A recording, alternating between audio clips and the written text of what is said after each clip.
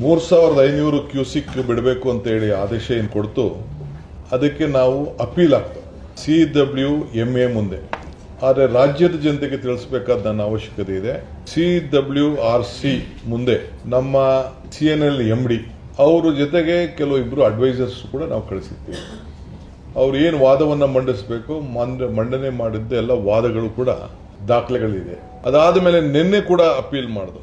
ನಿನ್ನೆ ಈ ಆರ್ಡರ್ಕಿನ ನಮಗೆ ಸ್ವಲ್ಪ ಕಡಿಮೆ ಮಾಡಿ, ಸ್ವಲ್ಪ ಟೈಮ್ ಕೊಡಿ, ಡೆಫರ್ ಮಾಡಿ ಅಂತ ಹೇಳಿ ನಾವು ಕೂಡ ಮನವಿ ಮಾಡಿದ್ದು. ಅವರು ಇಲ್ಲ, ನಿಮ್ಗೆ ಇನ್ನೂ ಜಾಸ್ತಿ ನೀರು ಬರ್ತಾ ಇದೆ, ನಮಗೆ ಬಿಡಬೇಕು ಅಂತೇಳಿ ತಮಿಳುನಾಡು ಕೂಡ ಬಹಳ ಪ್ರಬಲವಾದಂಥ ವಾದ. ಅವರು ಏನು ತೀರ್ಮಾನ ಕೊಟ್ಟಿದ್ದಾರೆ, ನಿಮ್ಗೆ ನಾವು ಕೊಟ್ಟಿರೋದೇ ಕಡಿಮೆ, ನಿಮಗೆ ಪ್ರತಿದಿನ ಇಷ್ಟು TMC ಒಳವರು ಬರ್ತಾ ಇದೆ, ನಾವು ಯಾರು ಮುಚ್ಚಿಡಕ್ಕಂತೂ ಆಗಲ್ಲ. ಸೊ ಈಗಾಗಲೇ ಹಾರಂಗಿ 95%, ಕಬಿನಿ 83%, KRS 36%, ಹೇಮಾವತಿ 67%, ಇಷ್ಟು ನೀರು ಇದೆ. ಈಗ ಹೆಚ್ಚು ಕಮ್ಮಿ ನಮ್ಮ ಹೊಳರು 1-2 TMC ಒಟ್ಟು ಎಲ್ಲ ಸೇರಿ ಬರ್ತಾ ಇದೆ. 25,000 ಅಷ್ಟು ಒಳಹರು ಬರ್ತಾ ಇದೆ. ಅದರಲ್ಲಿ 3,500 ಕ್ಯೂಸಿಕ್ಸ್ ಬಿಡಬೇಕು ಅನ್ನೋದು ಒಂದು ಮಾರ್ಗದರ್ಶನ ಇದೆ.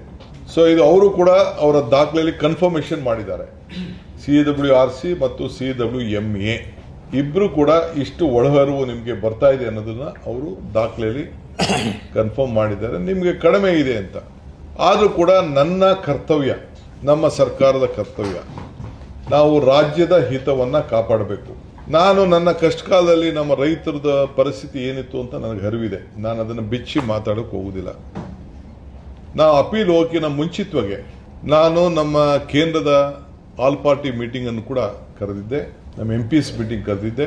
ದೆಹಲಿಯಲ್ಲಿ ಎಲ್ಲ MPs ಬಹಳ ಗೌರವದಿಂದ ಬಂದು ಈ ರಾಜ್ಯದ ನೀರಿನ ಸಮಸ್ಯೆ ಬಂದಾಗ, ನೆಲದ ಸಮಸ್ಯೆ ಬಂದಾಗ, ಯಾವುದೇ ರಾಜಕಾರಣ ಇರಲಿ, ನಾವೆಲ್ಲ ಒಟ್ಟಿಗೆ ಕೆಲಸ ಮಾಡೋಣ ಅಂತ ಹೇಳಿ ನಾವು ಹೋಗಿ ಪಾರ್ಟಿಸಿಪೇಟ್ ನಾವು ನಮ್ಮ ಆಹ್ವಾನಕ್ಕೆ ಬಂದಿದ್ದರು.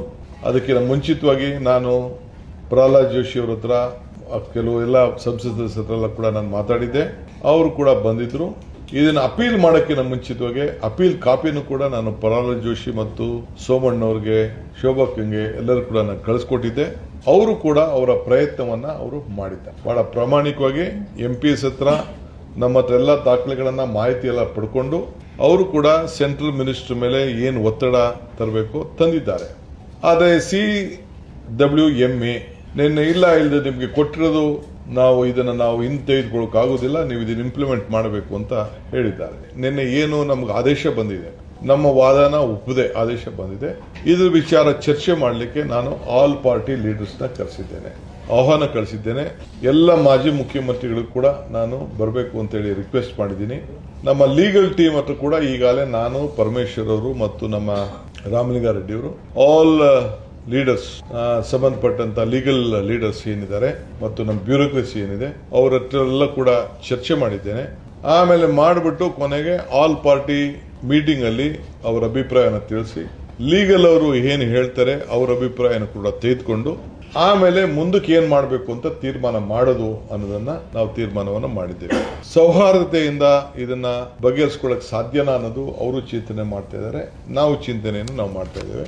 ಸೊ ನನಗೆ ಇಡೀ ದೇಶದ ಎಲ್ಲ ರೈತರು ಕೂಡ ಒಂದೇ. ಈ ಕಾವೇರಿ ವಿಚಾರದಲ್ಲಿ ಈ ಮಧ್ಯದಲ್ಲಿ ಕೆಲವು ಸಂಘಟನೆಗಳು, ಕನ್ನಡ ಪರ ಸಂಘಟನೆಗಳು, ಕೆಲವು BJP ಸ್ನೇಹಿತರು, ರೈತ ಸಂಘಟನೆಗಳು ಕೆಲವು ಹೋರಾಟವನ್ನು ಮಾಡ್ತಾ ಇದ್ದಾರೆ. ನಾನು ಹೋರಾಟ ಮಾಡೋದು ತಪ್ಪು ಅಂತ ನಾನು ಹೇಳುವುದಿಲ್ಲ, ಆದರೆ ಅವಶ್ಯಕತೆ ಇರಲಿಲ್ಲ. ಯಾಕೆಂದರೆ ಅವರ ಎಲ್ಲ ಮಂತ್ರಿಗಳು, MPಗಳು ನಮ್ಮ ರಾಜ್ಯದ ಹಿತವಾಗಿ ಅವರು ಏನು ಹೋರಾಟ ಮಾಡಬೇಕು ಮಾಡಿದ್ದಾರೆ. ಅದಕ್ಕೇನು ಉತ್ತರ ಬರಬೇಕು ಬಂದಿದೆ.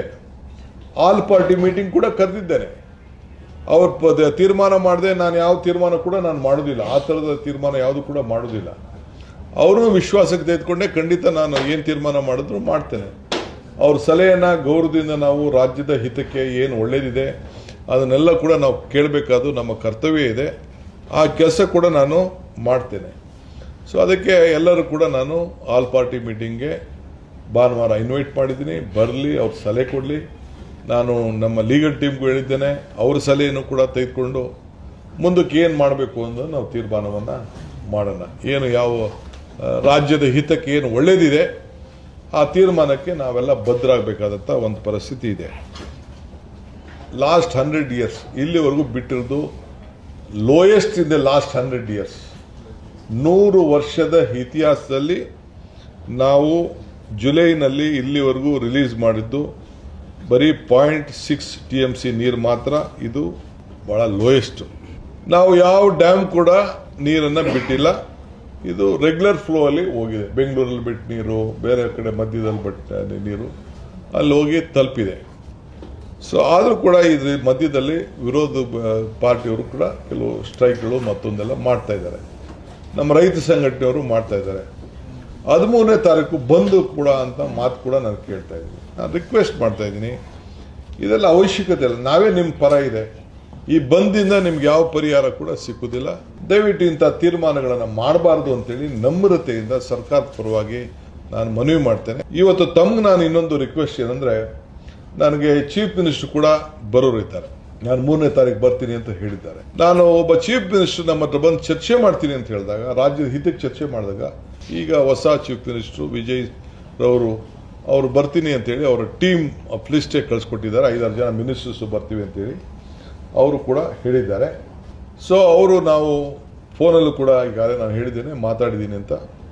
ಸೊ ನಾನು ಈ ವಾತಾವರಣದಲ್ಲಿ ಅವ್ರನ್ನ ಕರೆಸಿ ಬೇರೆ ಯಾರೋ ಕೂಗೋದು ಮಾಡೋದು, ಪ್ರತಿಭಟನೆ ವ್ಯಕ್ತಪಡಿಸೋದು, ಈ ಟೈಮಲ್ಲಿ ನನಗೆ ಯಾಕೋ ಸಮಾಧಾನ ಕಾಣ್ತಾ ಇಲ್ಲ. ನಮ್ಮವರು ನಡ್ಕೊಳ್ತಾ ಇರೋಂಥ ರೀತಿ ದಯವಿಟ್ಟು ತಾಳ್ಮೆಯಿಂದ ಇರಬೇಕು. ಸೌಹಾರ್ದತೆಯಿಂದ ಯಾವುದಾದ್ರು ವಿಚಾರಗಳು ಬಗೆಹರೋದಾದರೆ ಬಗೆಹರಿಲಿ. ಸೊ ನಾನು ನಮ್ಮ ತಮಿಳ್ನಾಡು ಚೀಫ್ ಮಿನಿಸ್ಟರ್ಗೆ ಒಂದು ರಿಕ್ವೆಸ್ಟ್ ಮಾಡ್ತಾ ಇದ್ದೀನಿ, ಸ್ವಲ್ಪ ಡೆಫರ್ ಮಾಡೋಣ ನಮ್ಮ ರಿಕ್ವೆಸ್ಟ್ನ, ಇದನ್ನು ತಮ್ಮ ವಿಸಿಟ್ನ. ಸ್ವಲ್ಪ ಇಲ್ಲಿ ನಿಮ್ಮ ನೀರಿನ ಸೌಹಾರ್ದತೆ ಸ್ವಲ್ಪ ವರ್ಣ ಕೂಡ ನಮ್ಮ ಕಡೆ ಸ್ವಲ್ಪ ತೋರಿಸ್ತಾ ಇದ್ದಾನೆ, ನಮ್ಮ ಕಡೆ ವಿಶ್ವಾಸ ವ್ಯಕ್ತಪಡಿಸ್ತಾ ಇದ್ದಾರೆ. ನೀರು ಕೂಡ ಒಳ್ಳೆಯವರು ಬರ್ತಾ ಇದೆ. ಒಳ್ಳೆಯ ವಾತಾವರಣದಲ್ಲಿ ಒಂದು ಮೀಟಿಂಗ್ ಮಾಡೋಣ ಅಂಥೇಳಿ ನಾನು ರಿಕ್ವೆಸ್ಟ್ ಮಾಡ್ಕೊಳ್ಳಿಕ್ಕೆ ಈಗಲೇ ನನ್ನ ಕೊಲೀಗ್ಸ್ ಹತ್ರ ಎಲ್ಲ ನಾನು ಮಾತಾಡ್ತಾ ಇದ್ದೀನಿ, ನಾನು ಮಾತಾಡ್ತೀನಿ. ಸೊ ಇನ್ನೊಂದು ಡೇಟ್ನ ಫಿಕ್ಸ್ ಮಾಡಿಕೊಂಡು 3ನೇ ತಾರೀಕು ಬೇಡ ಈ ವಾತಾವರಣದಲ್ಲಿ ಅಂಥೇಳಿ. ಏಕೆಂದರೆ ಯಾರು ಹೊರಗಡೆ ಒಬ್ಬ ಅತಿಥಿ ಬರಬೇಕಾದ್ರೆ ನಾವು ಭಾಳ ಸೌಹಾರ್ದತೆಯಿಂದ ಎಮೋಷ್ನಲಿ ತೀರ್ಮಾನಗಳನ್ನು ಮಾಡೋಕ್ಕಾಗಲ್ಲ. ಇದಕ್ಕೆ ನಾನೇ ಅವ್ರಿಗೆ ರಿಕ್ವೆಸ್ಟ್ ಮಾಡಿಕೊಂಡು ಇದಕ್ಕೆ ಮುಂದಕ್ಕೆ ಹಾಕೋಣ ಅಂಥೇಳಿ ನಾನು ಅವ್ರಿಗೆ ರಿಕ್ವೆಸ್ಟ್ ಮಾಡ್ಕೊಂಡಿದ್ದೇನೆ. ಹಾಗೆ ಅದು ಕೂಡ ನಾನು ಈಗ ನಮ್ಮ ಕೊಲೀಗ್ಸ್ ಜೊತೆ ಚರ್ಚೆ ಮಾಡಿ ಈ ತೀರ್ಮಾನಕ್ಕೆ ಬಂದಿದ್ದೇವೆ.